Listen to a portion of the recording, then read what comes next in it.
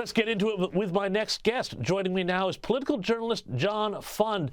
John, President Biden's political standing is at its weakest point of his presidency. A new Wall Street Journal poll finds with voters giving him his lowest job performance marks and favoring Donald Trump for the first time in a head-to-head test of the likely 2024 presidential matchup.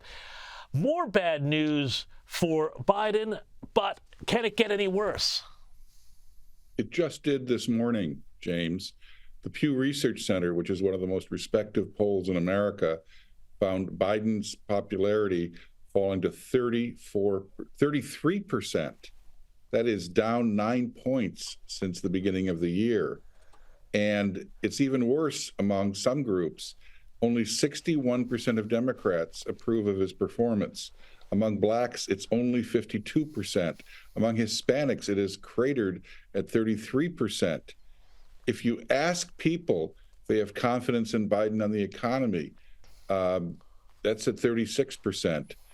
If you go and ask which party do you have the most confidence in to govern the country, Republicans are taking the lead now by 5 points. This is such a disaster, and this is across so many different polls, that the prediction that you and I have talked about for weeks and months is looming ever larger. The Democratic Party has got to find a way, if it wants to remain in power, to dump Joe Biden. And if they really are lucky, dump Kamala Harris too at the same time. Well, and these numbers, you just mentioned a bunch of them, but I want to throw some more at you.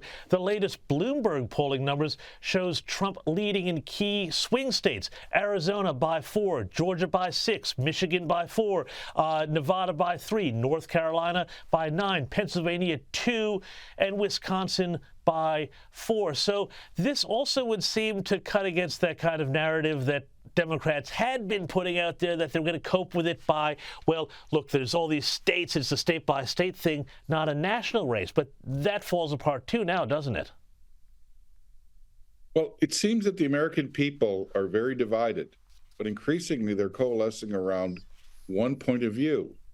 If you're a liberal, a conservative, if you're black, if you're white, you have less confidence in Joe Biden.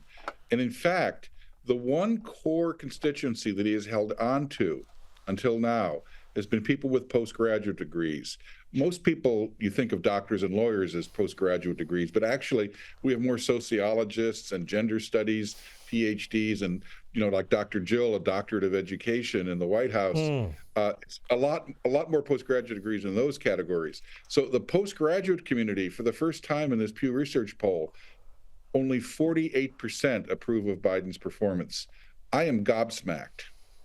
Well, but those 52% of dissatisfied postgraduate degree holders, they're not going to go to Trump either. So where does that then put the general election? They're going to stay home. That's what I'm saying. So do you wind up with a very low turnout election where Trump gets over the line, but it's because, the whole Biden camp just simply stayed home and they couldn't bring themselves to vote for somebody else? Well, part of that hinges on what kind of a campaign it is. If it's as vicious and nasty as some people predict, there are a lot of people who may simply give up in exhaustion. On the other hand, if Joe Biden agrees to debates, and that's a big question mark because he certainly spurned any debates in the Democratic primaries, if he agrees to debates, that could energize turnout. The economy, if the economy gets better, that might lower turnout. If the economy gets worse, people might be very angry and want to make their opinions felt.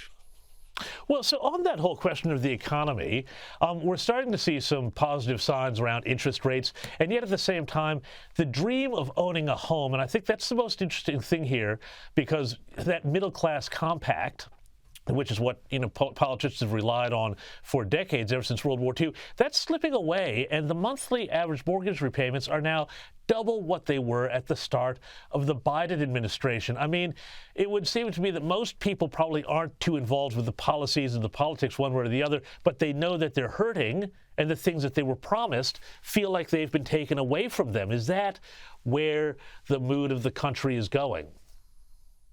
The Biden administration made a fatal miscalculation. They thought they could sell the American people on, okay, we had some inflation, but we brought it back down. What they forget is this: over 2/3 of Americans are young enough. They have absolutely no memory of the last time inflation was raging through the economy in the 1980s.